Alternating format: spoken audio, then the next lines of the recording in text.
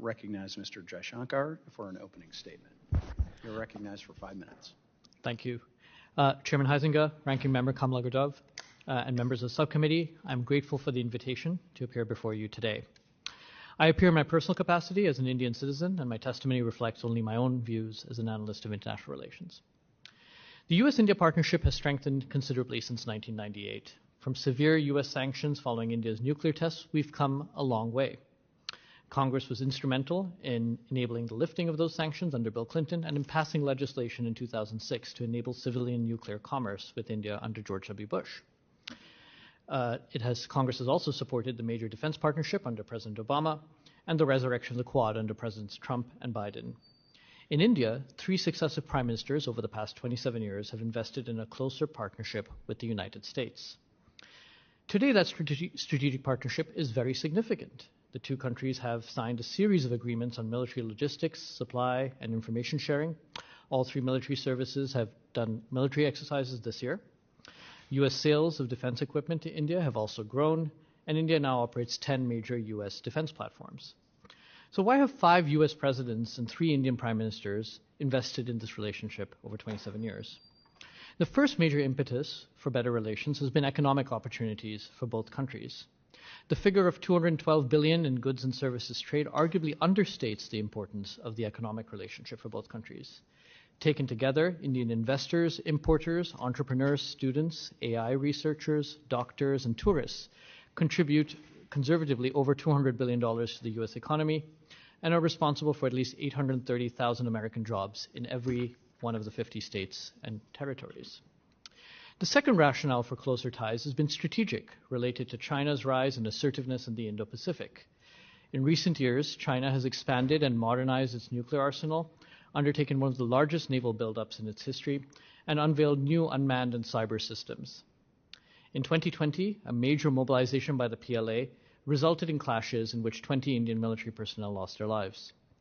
China has also developed a network of potentially dual-use ports across the Indo-Pacific and beyond that might be used to secure critical choke points.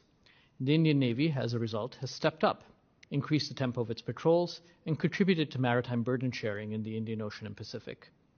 Both the United States and India also have enormous trade deficits with China, $296 billion in the case of the United States, $99 billion in the case of India. And China's rare earth export restrictions have reinforced concerns about supply chain concentration as leverage with competitors. Another area of strategic convergence between the United States and India has involved stabilizing the Middle East. The Abraham Accords, brokered by the first Trump administration, enabled an economic dialogue involving India, Israel, the UAE, and the United States. And more ambitiously, India and the U.S. have plans for an India-Middle East-Europe economic corridor.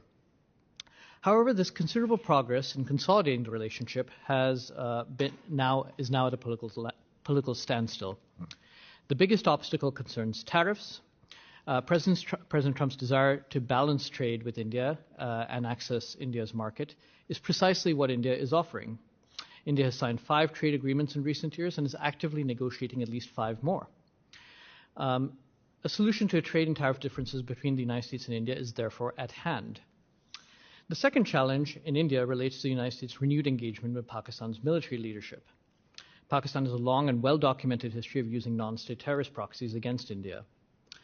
As a result over many years, India's experience is that third-party mediation has often contributed to Pakistan's adventurism. And so the United States has pursued a policy of dehyphenation between India and Pakistan, engaging with both, but minimizing involvement in their disputes. There remains considerable progress for future collaboration should differences over trade and Pakistan be successfully managed between the United States and India. The outline of what is possible was spelled out by President Trump and Prime Minister Modi in February. This includes $500 billion in trade by 2030, which will be facilitated by a bilateral trade agreement. The United States is now a major provider of oil and gas to India, and coal exports have also increased, and civil nuclear cooperation is possible, as is cooperation on defense, on AI, and a variety of other emerging technologies. There's also the possibility of cooperation on the Quad and in the Middle East. The written testimony that I've submitted contains significantly more detail concerning the value of the U.S.-India commercial partnership, India's challenges with China and Pakistan, the ongoing trade negotiations, the India-Russia relationship, and the considerable potential for U.S.-India collaboration on trade, defense, technology, and energy. Thank you, and I look forward to your questions. Thank you, Mr. Jaishankar.